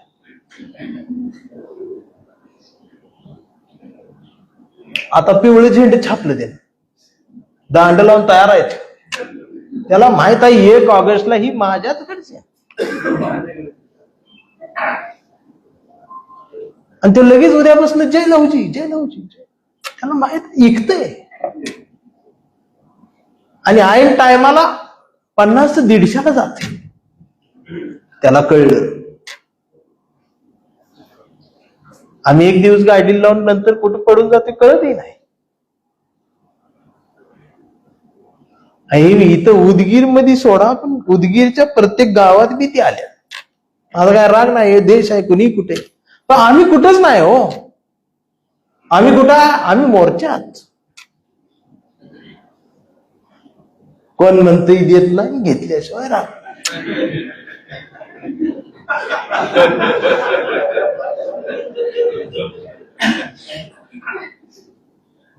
रागाव नका, पण त्यात पातेल्यातलं दूध संपलंय आणि ती खरडून काढायसाठी कसली भांडण. तुम्ही हा विषय अस्मितेचा बनवून ठेवला. जग मोठा आहे, स्वप्न मोठी घ्या, तर पुढच्या पिढीच काहीतरी होणार आहे आमचं. आज एकमेकांची कॉलर धरून दोन्ही जाती तिन्ही जाती सगळी उभी राहतात सर. आमच्या कुणाच्याच लक्षात येईना पुढच्या पिढ्यांचं काय. बरं, ज्यांच्याकडे पैसा आहे त्यांना असं वाटतंय माझं 52-50 लाख रुपये देऊन पोरग डॉक्टर होईल, पण कधी ना कधी त्याचा दवाखाना फुटणार आहे. आणि नुसता दवाखान्याच्या काचा फुटणार नाही, त्याची हाडं फुटणार आहे. त्यामुळं थोडस सगळ्यांनी मिळून साहित्याचा आरसा करून भविष्याचा समाज बघावा. ही परंपरा, संतांची शिकवण काय नाही दिला आम्हाला. बाबासाहेब आंबेडकर, महात्मा फुले, लहुजी वस्ताद साळवे, ज्योतिबा फुल्यांच्या वाड्यात हातात दांडपट्टा घेऊन थांबलेली हीच लहुजी वस्ताद. पण आमचं काय कशात नसते, आम्ही एकमेकांवर नुसत्या टीका करायच्या. एकमेकांचा हात हातात घ्या, आय बहिणीवरनं शिव्या, जातीच्या अस्मितेसाठी. देशाचा तिरंगा अंतिम आहे. तिरंग्याला ज्या वेळेला गरज पडेल त्यावेळेला तुमचे सगळे रंग झाकून ठेवता आले पाहिजे. एवढं शहाणपण हे साहित्यातून येतं. आणि हेच सांगितले आमच्या महापुरुषांनी, देश आधी भविष्य आधी.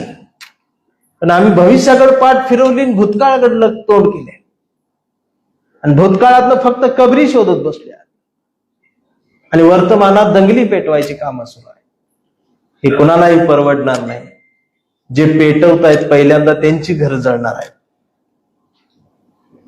पण आपण मात्र घर जाळणाऱ्यांच्या यादीत नसावं, तर ती विझवणाऱ्यांच्या गर्दीत सामील व्हावं, ही सांगण्यासाठी अण्णाभाऊंची जयंती आज आम्ही साजरी करूया.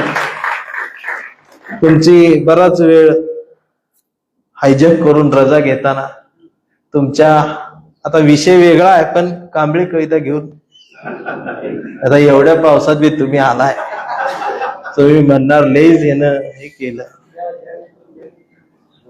का. दुसरी घेऊ एक कविता आज.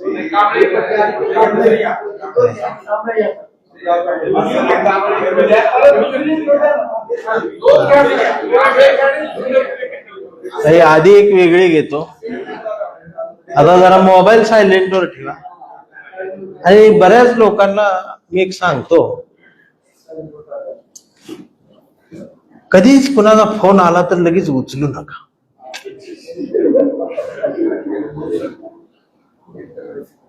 एक 15-20 मिनिटं 2 तासांत थांबा. कारण काय होते, त्याला माहिती असते ह्याला कधी फोन करा हे उचलते, तुम्ही उचलताय म्हणून त्याच्या नजरेत तुम्हाला किंमतच नाही. आता 2 तास त्याला रिटर्न करायचं ना, त्याचा कट करायचा, त्याला शॉक बसतो, कट केला आणि परत मग 2 तासांनी त्याला रिटर्न फोन करायचा. हॅलो, काय झालं सर? फोन करा, उचलला सर, मीटिंग मध्ये.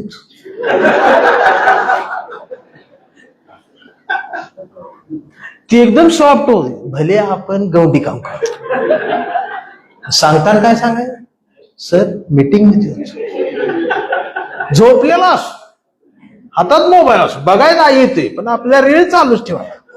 उचलायचा नाही, 2 तासांनी रिटर्न करायचं. सर काय झालं? फोन का उचलला नाही? सर मीटिंग मध्ये होतो. ती म्हणली ना, कसल्या मीटिंग? महत्वाच्या मीटिंग मध्ये. आता एवढं सांगून मी तुम्ही फोन उचलला ना आता, तर मग तुम्ही आणि तुमचं आयुष्य तुम्ही बघून घ्या. मग बायकोला फोन आल्यावर कट करते सगळी.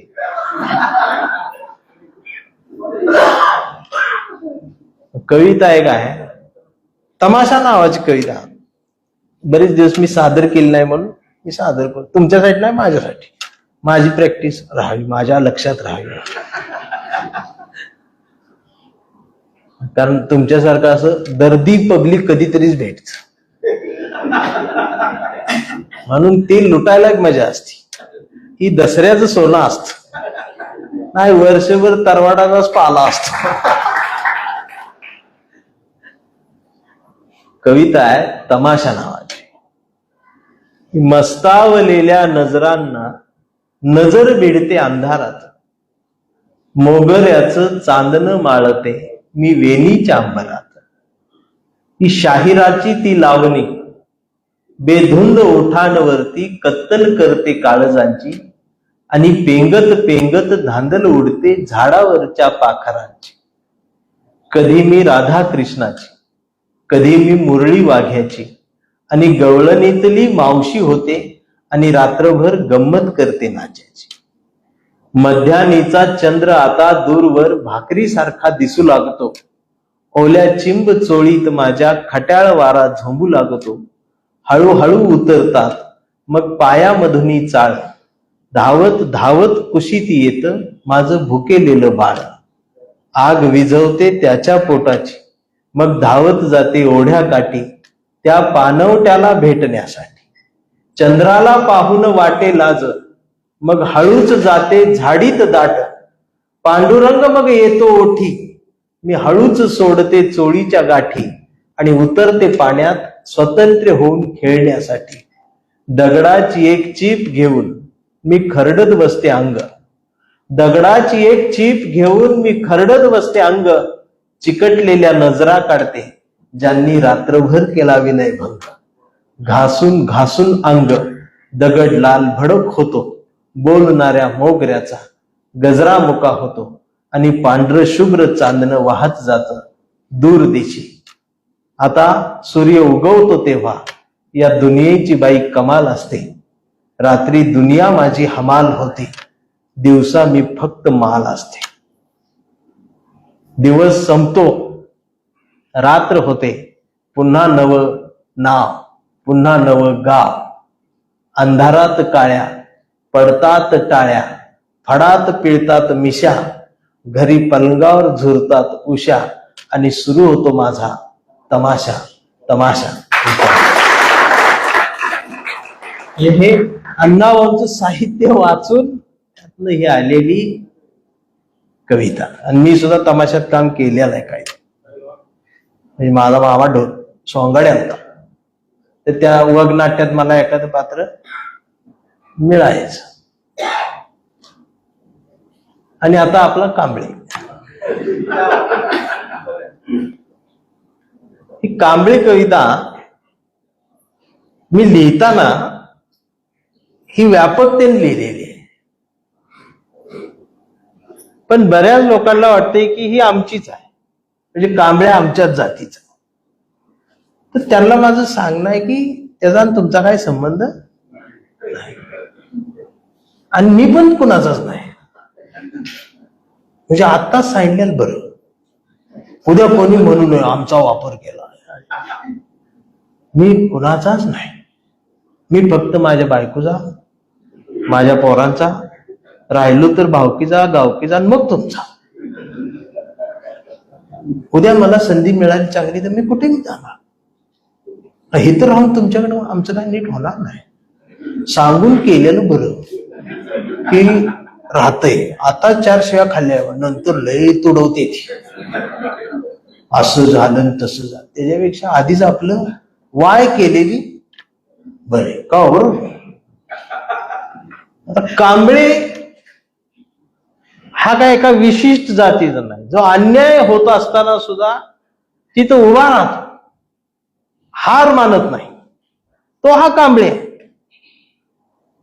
म्हणजे एखाद्या सवर्णांच्या घरातली सून, तिला जर हुंड्यासाठी छळलं जात असेल, तिला जर तुझ्या पोटात फक्त मुलगाच जन्माला यावं म्हणून छळलं जात असेल, तरी सुद्धा ही एवढं सहन करत तिचा संसार फुलवण्याचा जर ती प्रयत्न करत असेल, ती संसार मोडू देत नसेल, तर ती सुद्धा माझ्या कवितेतला कांबळे आहे. ही त्या कांबळीची व्याप्ती आहे. कांबळे म्हणजे अजिबात नाही. कांबळी तो बराक ओबामा सुद्धा कांबळे असू शकतो.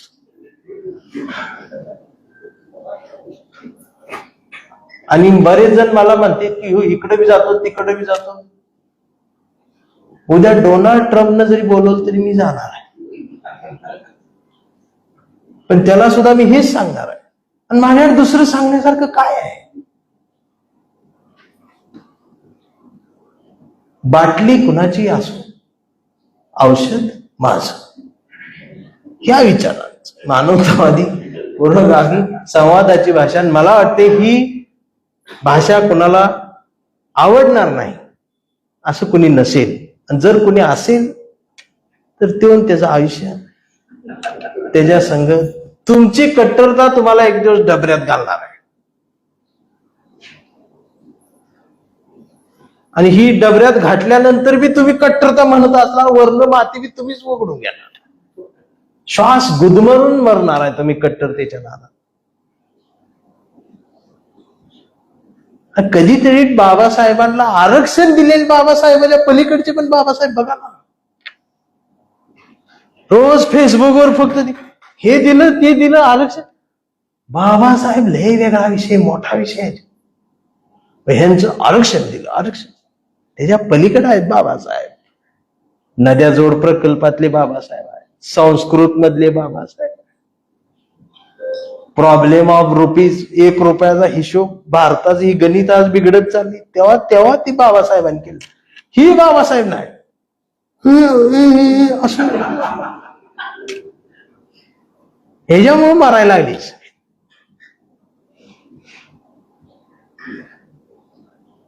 आणि दुसरं कोण जय भीम म्हणली मग म्हणा त्याची जात कुठली? आता जगात, भारतात सगळीकडे जय भीमच म्हणते. मग आता जावा सगळ्यात जाती हिंडत शोधत बसा. मग आंबेडकरवाद्याला जात नसते. त्यामुळे स्वतः बाहेर पडा त्यातनं, मग बाबासाहेब कळते. आता एवढं बोलून बी जर एखाद्याला शिवी द्यायची असली, द्या. कविता आहे आमचा कांबळे, 1984. त्यांनी कटच करणार, आता काय उचलते नंतर सांग, मीटिंग मध्ये होत. कविता आहे आमचा कांबळे, की आमचा कांबळे लय हुशार, ते कधीच नाही रडला, नुसताच कानला. कांबळे शाळेत गेला, मास्तरनं फळ्यावर सरस्वती काढली, पण कांबळेनं पाटीवर सावित्री काढली. म्हणून मास्तरनं कांबळेला चिडून असा तुडवला, असा तुडवला, पण कांबळेनं हुशार, नाही रडला, नुसताच काढला. कांबळे वयात आला, विशीत आला, मिशीत आला, आणि कांबळे गुलाबी झाला आणि प्रेमात पडला. मग गार्डन मध्ये बसल्यावर तिने विचारली त्याची जात. कांबळे म्हणाला, वेडे मी माणूस, माणूस माझी जात, प्रेमात कसली आली जात. मग तिनं बी कांबळेला कोपऱ्यात नाही असा तुडवला, असा तुडवला, पण कांबळे बी हुशार, नाही रडला, नुसताच कानला. कांबळेचं लग्न ठरलं. घरचे म्हणाले मुहूर्त पहा. कांबळे म्हणाला पटत नाही, महात्मा फुले वाचा. नातेवाईक म्हणाले सत्यनारायण. कांबळे म्हणला जमत नाही, बाबासाहेब वाचा. मग भावकी म्हटली, कुलदैवत बोकाड तरी का. कांबळे म्हटला पटतच नाही, गाडगे बाबा वाचा. मग घरच्यांनीच दार लावून कांबळेला बोकाड शिजवून असाच तुडवला. पण कांबळे हुशार, नाही रडला, नुसता हाच काढला. हा. मग कांबळे चळवळीत आला, सामाजिक राजकीय सगळे गटतट. कांबळे सर्वांना म्हणला सगळ्यांनी एकत्रित या. मानवतावादी शिव शाहू फुले आंबेडकर समजून घ्या, अण्णाभाऊ साठे समजून घ्या, लहुजी साळवे समजून घ्या, मुक्ता साळवे, सावित्रीबाई फुले सगळे आपले एकत्रित राहा, एकत्रित या. मग कांबळे दिवसभर एकत्रित या म्हणून बोंबलत राहिला. आणि मग संध्याकाळी सगळे मोर्चे एकत्रित आले आणि सगळ्यांनी एकत्रित येऊन आपल्याच कांबळेला असा तुडवला. मग याला कळलं ही तुडवायला एकत्रित आले. पण कांबळे नाही रडला, नुसताच काढला. मग ती कांबळे मुलगा मोठा झालाय. परवा कांबळेच्या मुलानं कांबळेला विचारलं, ते रील बघत, की डॅडा फुले शाहू आंबेडकर अण्णाभाऊ साठे कोण डॅडा. ही संविधान काय भानगड डॅडा. आणि छत्रपती शिवाजी महाराज खरंच जन्माला आले होते डॅडा. आता मात्र कांबळे पेटला. मग त्यानं दार लावून पोरालाच असाच तुडवला. पण चिरंजीव कांबळे बी हुशार, तो डबल हुशार, दोनदा काढला. मग याच्या लक्षात आलं डीएनए मधनं ही डबल गेलं, पण विचार ही पुस्तकातनं जात आहे. आणि आता कांबळेला वेड ठरवलं गेले. या व्यवस्थेचा एक वेगळा दवाखाना आहे. कांबळेला वेड ठरवलं गेले आणि कांबळेला वेड्यांच्या दवाखान्यात दाखल केले. पण कांबळे तिथं सुद्धा वेड्यासारखं बडबडतोय, मानवतेच्या घोषणा देतोय, एकत्रित राहा म्हणतोय, तिरंगा महत्वाचा आहे म्हणतोय, देश महत्वाचा आहे म्हणतोय, संविधान महत्वाचं आहे म्हणतोय, लोकशाही महत्वाचं आहे म्हणतोय, या देशातलं शिक्षण महत्वाचं आहे म्हणतोय, शेतकरी महत्वाचा आहे. पण डॉक्टर सुद्धा कांबळेला श्वाप देऊन तुडवत आहे. पण कांबळेच्या एका हातात कुठल्या रंगाची चिंधी नाही. या देशाचा तिरंगा घेऊन कांबळे संविधान उघडून बसलाय आणि डॉक्टर त्याला श्वाप देऊन तुडवत आहे. पण कांबळे नाही रडत, नुसताच कंची हा कांबळे जोपर्यंत जिवंत आहे तोपर्यंत माणुसकी, मानवता आणि हा विचार या देशात जिवंत राहणार आहे. सुरुवात झाल्यापासून शेवटपर्यंत कोणी उठून गेलं नाही. याबद्दल खरंच मी कौतुक करतो. काल बाहेर बी पाऊस आहे, जाता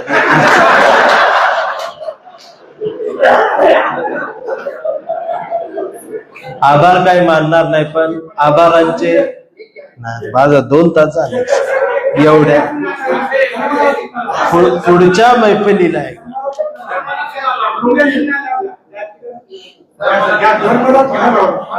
की सारे धर्मग्रंथ वाचले. हे पण मराठी साहित्यात पहिल्यांदा घडते.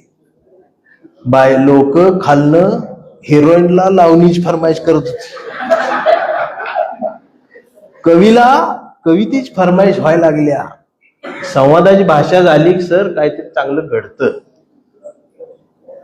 सारे धर्मग्रंथ वाचले, पान चाळताना फक्त एवढीच चूक झाली, बोटाला जिभेवर न्यावं लागलं. मी धर्मालाच थुक्का लावला आणि मी मानत झालो. परवा घर रंगवताना रंगांचीच फार भीती वाटली. लोक हरामी, घराचा रंग बघून माणसाची जात ठरवतात. म्हणून मी अख्खं घरच पांढरं शुभ्र केलं. मी जातीलाच चुना लावला आणि मी माणसात आलो. आपण माणसात राहूया. आभार काय एवढ्या सुंदर कार्यक्रमाचे मानणार नाही, पण तुम्ही सगळे हाडाचे पत्रकार आहात. हाडावरच्या पत्रकारांच्या दुनियेत तुमच्यासारखे पत्रकार जोपर्यंत आहेत तोपर्यंत आमची हाडं नीट राहणार आहेत. म्हणून एवढं सुंदर जयंती पत्रकार लोक आहेत सर सगळी, आणि तुम्ही सगळी जण ताई आहेत, नगराध्यक्ष ताई, उपनगराध्यक्ष, नगरसेवक, तहसीलदार साहेब, म्हणजे राजकारण, समाजकारण, प्रशासन एकत्रित येऊन अण्णाभाऊंचा उदो उदो उदगीरमध्ये सुरू आहे. आणि त्याचा साक्षीदार पावसाच्या साक्षीनं का होईना पण मला तुम्ही उभं केले. म्हणून आभारांचे भार कशाला, सत्कारांचे हार कशाला, मनात एक घरटं बांधूया, त्या घरट्याला दार कशाला, झुळझुळत्या या अण्णाभाऊंच्या साहित्याला आपल्याही डोळ्यांचा उजेड देत राहूया. मिनमिनत्या या अण्णाभाऊंच्या लेखणीला आपल्याही जगण्याचा उजेड सातबारा देत राहूया. जोपर्यंत अण्णाभाऊंची लेखणी, अण्णाभाऊंचं साहित्य आमच्या मनाला साथ घालत राहील त्याला आयुष्यभर प्रतिसाद देत राहूया. कांबळी कविता संपली तेव्हाच कार्यक्रम संपलेला होता, नंतर मी परत हायजॅकच करत होतो. धन्यवाद. आभार.